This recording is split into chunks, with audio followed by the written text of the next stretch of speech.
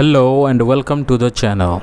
This is CBSE Class 9 English Language and Literature Lesson 6 My Childhood. APJ Abdul Kalam shares memories of his childhood in Rameswaram, a small town in Tamil Nadu. Born into a middle class Tamil family, his father Zainul Abdin was wise and generous despite limited education and wealth, and his mother Ashiamma was kind and fed many people daily. Kalam grew up in a simple, secure home with his siblings, inheriting honesty and discipline from his father and kindness from his mother. During the Second World War, when Kalam was 8, he earned money by collecting and selling tamarind seeds. Later, he helped his cousin Shamsuddin distribute newspapers, earning his first wages, which filled him with pride. Kalam had three close friends, Ramanath Sastri, Aravindan, and Shiva Prakashan, from Hindu Brahmin families. But as children, they never felt divided by religion. A significant incident occurred in fifth grade when a new teacher forced Kalam, a Muslim, to sit at the back, separating him from his friend Ramanath Sastri, a Hindu priest's son. This upset both boys. Ramanath's father, Lakshman Sastri, confronted the teacher, demanding an apology for his resignation, which led to the teacher's reform. Another teacher, Shiva Subramanya Iyer, a progressive Brahmin, also influenced Kalam. Despite his wife's initial refusal to serve Kalam in her kitchen due to religious customs, Iyer served Kalam himself and encouraged his wife to overcome her prejudices, which she eventually did. As India neared independence, Kalam sought his father's permission to study in Ramanathapuram.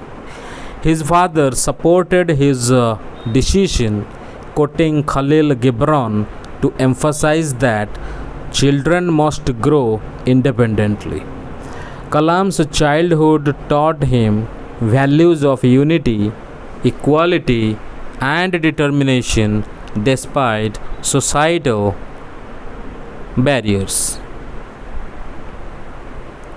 So, APJ Abdul Kalam, in his autobiography Wings of Fire, describes his early life in the small island town of Rameswaram in Tamil Nadu, which was part of the old Madras state. He was born into a middle class Tamil family. His father Zainul Abdin did not have much formal education or money, but he was very wise and kind hearted. He always helped others and had a generous spirit. Kalam's mother, Ashiamma, was a perfect partner for his father. She was very caring and fed many people every day, often more outsiders than family members. Kalam does not remember the exact number, but it shows how open and welcoming their home was. Kalam was one of several children in the family. He describes himself as a short boy with ordinary looks. Unlike his tall and good looking parents. They lived in an old ancestral house built in the mid 1800s. It was a strong house made of limestone and bricks on Mosque Street. His father was strict and avoided unnecessary luxuries, but he made sure the family had all the basics like food, medicine, and clothes. Kalam felt his childhood was safe and happy, both in terms of money and love. When Kalam was 8 years old, the Second World War started in 1939. Suddenly, there was a big demand for tamarind seeds in the market. Though Kalam never understood why, he collected these seeds and sold them to a shop on Mosque Street, earning 1 anna, a small coin, per day. His brother in law Jalaluddin told him stories about the war, and Kalam tries to find more news in the newspaper Dinamani. Their town was far away and not affected by the war, but when India joined the Allied forces, things changed. Trains stopped halting at Rameswaram station, so newspapers were thrown from moving trains. Kalam's cousin Shamsuddin, who delivered newspapers, needed help to catch these bundles. Kalam took the job and earned his first real wages.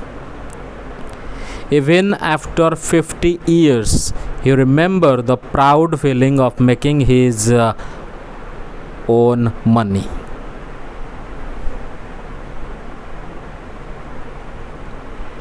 Kalam believes every child is born with some traits from parents and grows up in a certain family and society, shaped by elders. From his father, he learned honesty and self control.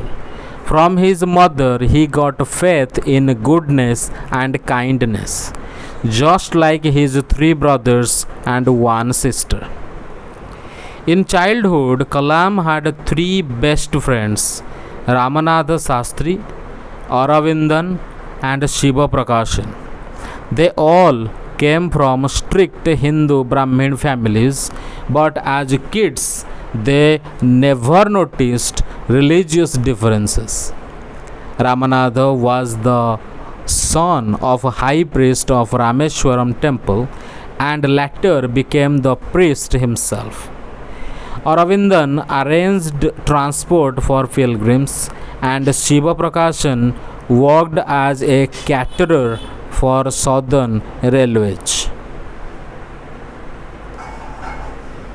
During the yearly Sri Sitarama Kalyanam festival, Kalam's family helped by arranging boats to carry idols from the temple to Rama Tirtha pond near their house. At bedtime, his mother and grandmother told stories from the Ramayana and the life of Prophet Muhammad, showing how religions mixed in their home. The fifth grade at Rameswaram Elementary School, a new teacher joined. Kalam wore a cap showing he was Muslim, and he sat in the front with Ramanatha Sastri, who wore a sacred thread as a Brahmin. The teacher didn't like a Muslim boy sitting with a Hindu priest's son. He made Kalam move to the back bench based on what he thought was social order. Both boys were very sad. Ramanatha even cried. Kalam remembers that image clearly. After school, they told their parents. Ramanatha's father, Lakshman Sastri, called the teacher and scolded him for teaching children about inequality and hatred between communities. He said the teacher must apologize or leave the school and town. The teacher felt sorry and changed his ways because of Lakshman's strong words. Rameshwaram society was strict about separating social groups, but Kalam's science teacher Shiva Subramania Iyer was different. He was a traditional Brahmin with a conservative wife, but he wanted to break barriers. He spent time with Kalam, encouraging him to grow and watch educated people from cities. One day, he invited Kalam home for dinner. His wife was shocked and refused to serve a Muslim in her pure kitchen. Iyer didn't get angry. He served the food himself and ate with Kalam. His wife watched from the door. Kalam wondered if she saw any difference in how he ate.